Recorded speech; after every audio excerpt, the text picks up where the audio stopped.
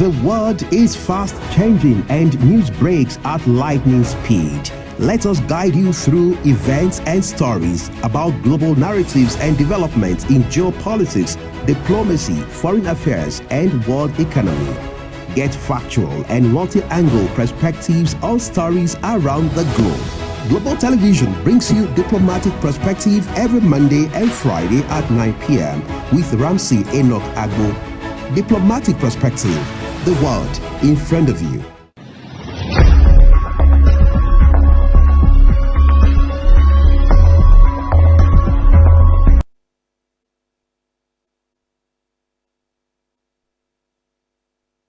Hello everyone and welcome to another beautiful day. This is time for us to bring you a diplomatic perspective on global television. My name is Ramsey Enoch Agbo, and of course we want to look at something very important today. On diplomatic perspective today, we'll look at the US-Nigeria relationship as it has to do with a policy according to the world order. So many things happening, and one thing that unites nations is how they both build relationship. And I have a guest joining me all the way from United States today.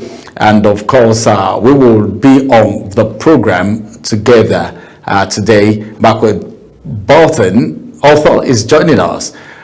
Backward author, it's good to have you join us on the program this very beautiful day. Thank you for having me. It's a pleasure to be here. Into the conversation now, beginning from US-Nigeria relationship. What do you think of Nigeria-US relations? I think the relations are good, but both Nigeria and the United States need to start to think of Nigeria as a superpower. By the year 2050, Nigeria will be the third largest country by population by some estimates. We have the Dangote refinery. We also have Dangote fertilizer plants, which really put Nigeria in a powerful place. Why?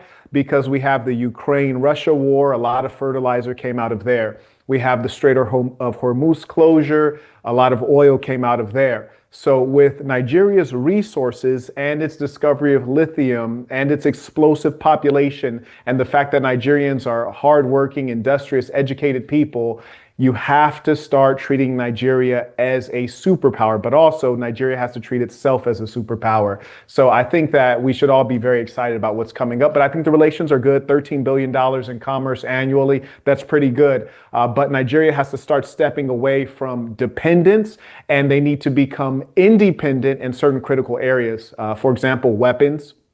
They only manufacture small arms domestically.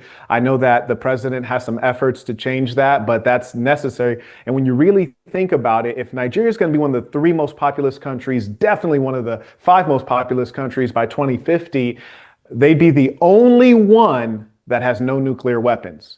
And so these are things that you must consider, because when you have resources, we know that you also have problems. And so Nigeria has to find a way to carve out its own independence and its own self-defense. That's beautiful. That's beautiful. But as it is right now, we're talking about relationship here. You said something very fantastic. Now, I'm aware, you know that on assumption of the current president of the United States and the person of President Donald Trump, one of the things that he did, all right, apart from the migrants law, is the withdrawal of some aids from Africa, Nigeria inclusive, the cutting off of these aids. Do you think it's proper? And how do you think that could affect the relationship of other countries with the United States? Do I think it's proper? Well, absolutely. If you say that you're an independent country, you must be able to operate your own affairs. And it's a blessing and a curse, but more so a blessing, right? Of course, it's a curse because when you remove humanitarian aid, you affect people who need treatment for HIV, you affect tuberculosis, Ebola, all of these critical things. However, what you force is for the Nigerian government to ensure that they can properly allocate budget and they can take care of the development of their own infrastructure and overall the well-being of their own people. So what it really enables the Nigerian government to do is to start planning long-term using the naira instead of the dollar and making sure that they can be accountable to their own people as opposed to this foreign power basically having control and also being almost the father to the Nigerian nation. And so this is the great opportunity for the Nigerians to step forward. And frankly, this is something that we should all be thankful for, those of us who are rooting for Nigeria. Having said that, I heard you said, well, it's in order and every other country should be able to, of course, take care of their own things. Now, we're talking about relationship here. What's your general assessment of the relationship that should exist between maybe Nigerians and the Nigerians in diaspora, talking about the Nigerian government, for instance, and of course, Nigerians in diaspora? What do you think? How do you think the relationship between both should be? And what do you think would be the impact of such relationship if it exists in the first instance? One thing that I'm really proud to say is in the United States, we have over 1 million Nigerians, and they are known for taking degrees in science and medicine and engineering, and they perform well. As Black people, they make us very proud. I trust that the same is true in the United Kingdom. I was just talking with a good friend of mine earlier today. And with the skill set that these Nigerians have, of course, we know they're earning well and they're sending back remittance. And that's one of the ways that India has been able to develop. But also we need that skill set relocating back to Nigeria. And so what we would hope is that the Nigerian government can make it easy to facilitate some of that skill set being relocated, because there's no doubt that in the case of Nigeria, it's almost like that's how Nigeria gives aid to the developed world. That's how Nigeria gives aid to the West, by sending out their most ambitious minds, and they're taking a great loss. And in addition to that, I think the Nigerian diaspora is even greater than we realize as a foundational Black American. Many of us know that we share heritage from Nigeria, and if the government can find a way to utilize people who are well-to-do and well-intentioned to help create development in Nigeria, I think it'll be a win-win for everyone. And truthfully, the African continent has done a very poor job at utilizing its sons and daughters who have left the continent. As a whole now, because we're talking about Africans in diaspora, Nigeria inclusive, we've had situations where we hear of maybe people who are just domiciled in particular country committing crimes, and of course some persons being jailed and all of that. What is your assessment of how other citizens behave in countries where they found themselves, especially Africans? Obviously, it's a mixed bag. We look at South Africa, for example, right now, and we know that they are having their own economic troubles at some level caused by government incompetence. And often, especially when there's an election cycle, you blame the immigrants. This is even happening in the United States. And unfortunately, it's even causing violence in the case of South Africa. And I think the Nigerians are a major target because, of course, some of them have been engaging in criminal activity. But most importantly, I think Nigeria has a marketing issue. There's no doubt that there is, at some level, as much as there's a reputation of Nigerians being industrious, going into engineering, becoming medical doctors, there's also the idea that they scam and they show it off on social media, even domestically in Nigeria. And so just like the United States is really good, the West in general is really good at marketing, I think that Nigeria has to focus on that as well, especially being that they're becoming a superpower. And at some level, they're doing a great job because Nollywood puts out more movies than Hollywood. But we need to start being able to sloganize what Nigeria and the Nigerian is about. Just like, for example, America has all these slogans, the land of opportunity. We're always talking about freedom. And so Nigeria has to put together a marketing campaign on the abstractions that capture what the Nigerian dream is and what the Nigerian man and woman is about. And I think that they have a great contribution to make. But frankly, we see that there's always going to be times where governments, media exaggerate on the behaviors of certain populations for their own benefit. And I think often what we're observing is Afrophobia. I'm going to ask you some questions about investment. But before I talk about investment, let's talk about we've talked about funding as a matter of fact. I think it will be good for us to also talk about the borrowing spree of some African countries, especially Nigeria, because here we're talking about US-Nigeria relations. What do you think of the level of borrowing by Nigeria from other countries, China, for instance? Then you talk about the World Bank, what do you think about that? I know you're familiar with the borrowing state of Nigeria, especially with this current administration.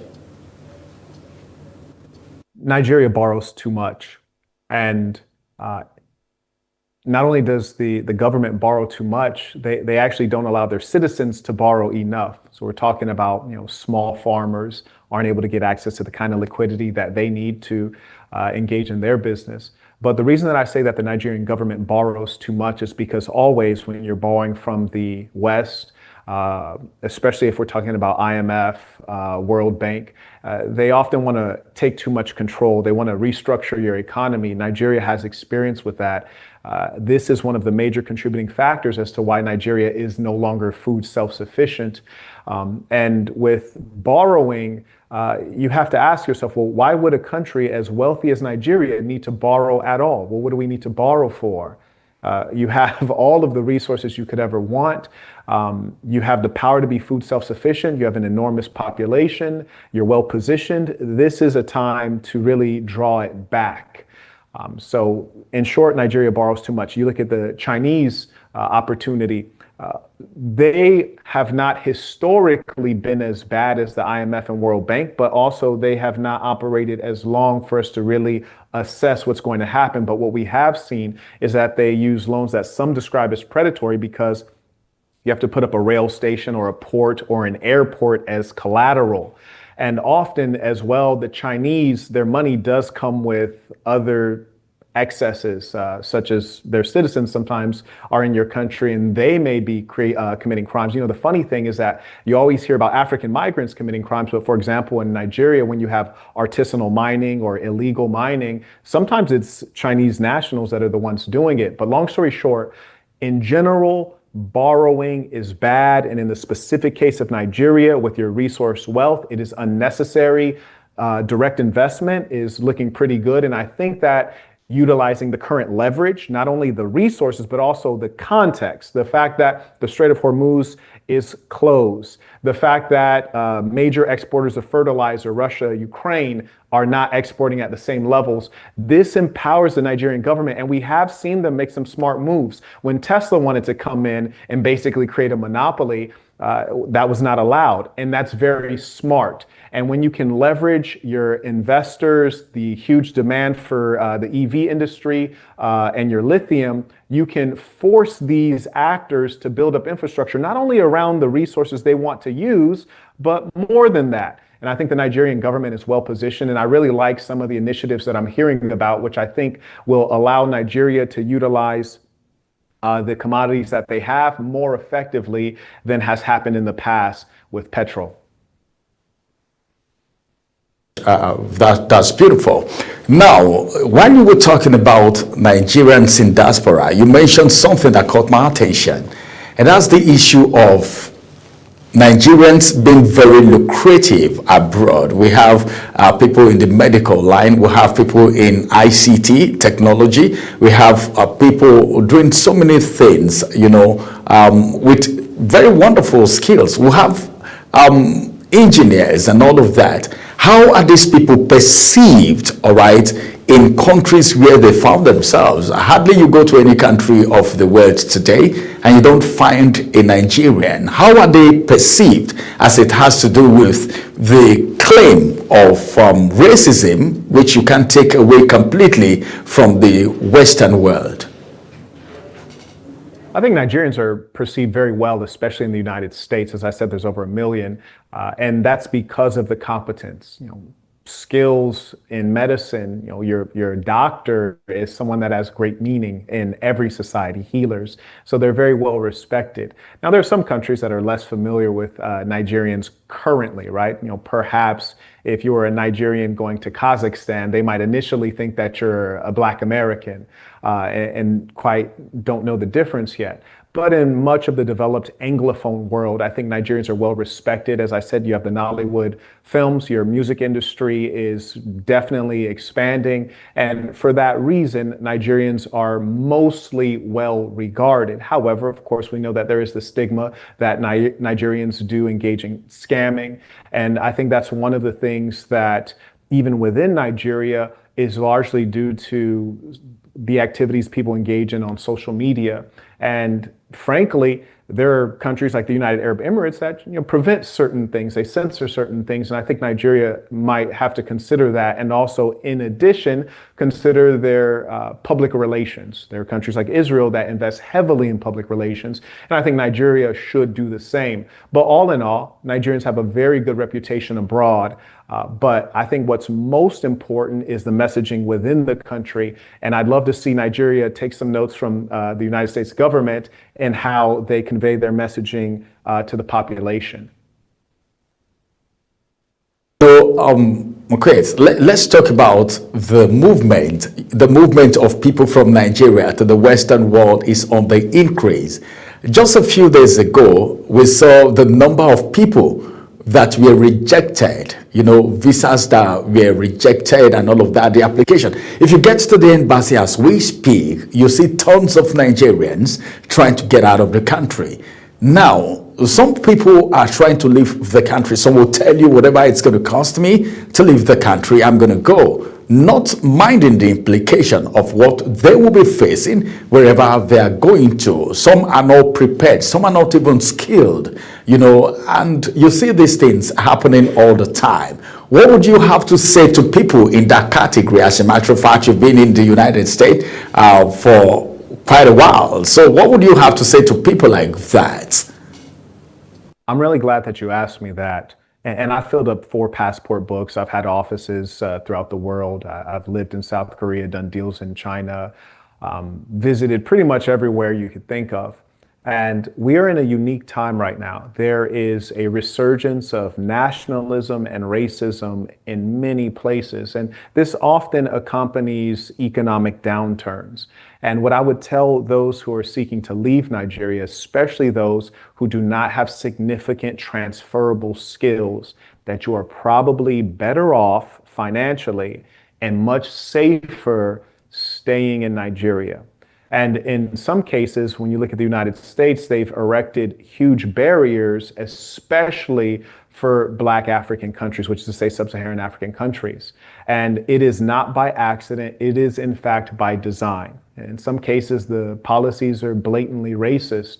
In the case of the United States, the Donald Trump administration, they allow white South Africans into the country, claiming there's a genocide of which there's no evidence. However, they would deny people from Sudan, and we know that there's been an ongoing genocide. And so it's important for you to know in advance that certain countries will be inhospitable. We've heard situations in Russia where African migrants have been forced into their military only to die on the front lines. And so 2 places I would recommend against would be Russia, the United States, and frankly, I don't think you'll even be permitted to get into the United States. They do collect your visa fee and then just don't let you in. So those would be 2 places I would avoid. There is an emerging white supremacist movement in the United Kingdom.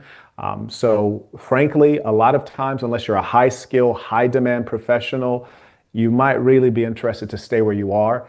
And the truth is that Nigeria is on the rise, and hopefully you should want to be a part of it and contribute to it. Beautiful. Yeah, let's talk about this, because if we don't talk about this, it will appear as if we don't know what's going on in Nigeria, as it has to do with the deteriorating condition, as it has to do with the economy of the country. Now, what do you think? What do you think the world? Because you said something where we're talking about Nigerians in diaspora, you know, how Nigeria are being perceived. If you get to the border of some countries and you're carrying Nigerian passport, there's a way you're being perceived. And the same government go out looking for people to come invest in the country. And some will tell you Nigeria is not conducive for investment. Sometimes they tell you this country is coming to invest and all of that. What do you think of Nigeria's economy and the viability of investors, all right, coming to invest in Nigeria? Is there anything you feel Nigeria needs to do, the government needs to do, what they need to fix to make Nigeria conducive for investors? Absolutely. I thank you for asking me that question. The truth of the matter is, there were some African countries when Trump came out and started putting tariffs on everyone, and in some cases creating barriers to folks coming from a given country to visit the United States. They put on reciprocal barriers. And this is not wise, because the fact remains the United States is the most dynamic economy on earth currently. It may not be true in 30 years. But what we need to understand is one of the beautiful things about, say, Dubai, before it got swept into war, is that it's easy to get into, it's easy to get out of, it's well located, they're English speaking, they're friendly to business. Fantastic. And I think Nigeria has an even better opportunity. However, Nigeria has a visa process. You have to get approved, and you have to do it online. The huge fix that I think would have a lot of downstream positive effects would be if, for developed countries with strong economies, people who are passport holders should get a visa on arrival. They should definitely have to pay, give the revenue to the government, charge them $150, charge them $200, they'll pay it. But make it easy to get in, make it easy for them to come in with whatever goods that they have, and make Nigeria a place that people are happy to visit. And when people can see the quality of the country and the cities and the development, it is going to have a positive effect. And not only that, people will be more familiar with the truth of Nigeria as opposed to gossip, rumor, and hearsay.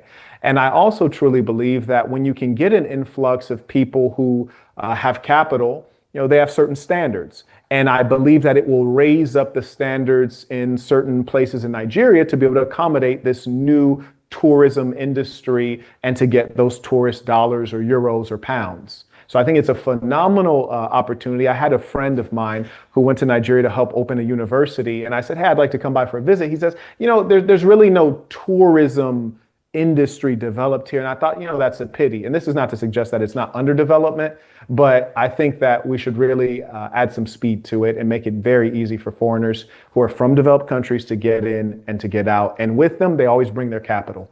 And furthermore, I think that if you got really clever, you could leverage the foundational Black American population in the United States, under the proper conditions to be able to get citizenship, by investment, a modest investment, and that'll be able to get some things jump started. And these are easy things to do. It's low-hanging fruit, because currently the entire continent does not have one single program that is honest and easy to execute in terms of Black Americans being able to get into the country, get citizenship, make investments. Supposedly there was one in Benin, and it turned out to be fraudulent. So I think that Nigeria could lead the way and reap all of the benefits. Thank you very much, Marquette, for this wonderful analysis. Well, It's been a very wonderful time. I wish we could have time to go more, to just say one or two things more. I wanted asking about the security situation, how Nigeria has been perceived outside by others, but then our time is already up. We would love to have you again on Diplomatic Perspective so we could talk more about other very striking global issues. Thank you very much, Burton, for being part of Diplomatic Perspective today. Thank you very much. It's been my pleasure. All right, we'll talk to you again. Everyone, this is the size of Diplomatic Perspective. It's been a very wonderful time discussing U.S.-Nigeria relations and, of course, foreign policies, United States or the parts of the world, and, of course, how is it going with the world order as it is right now. Time is not on our side. We can't take more. We would have loved to, but then we can't do that anymore. But Diplomatic Perspective will return again for the next edition. So keep watching Global Television. My name is Ramsey Enoch Agbo. Many thanks for joining us. Bye-bye for now. The world is fast changing and news breaks at lightning speed. Let us guide you through events and stories about global narratives and developments in geopolitics, diplomacy, foreign affairs, and world economy. Get factual and multi-angle perspectives on stories around the globe. Global Television brings you Diplomatic Perspective every Monday and Friday at 9 p.m. with Ramsey Enoch Agbo. Diplomatic Perspective, the world in front of you.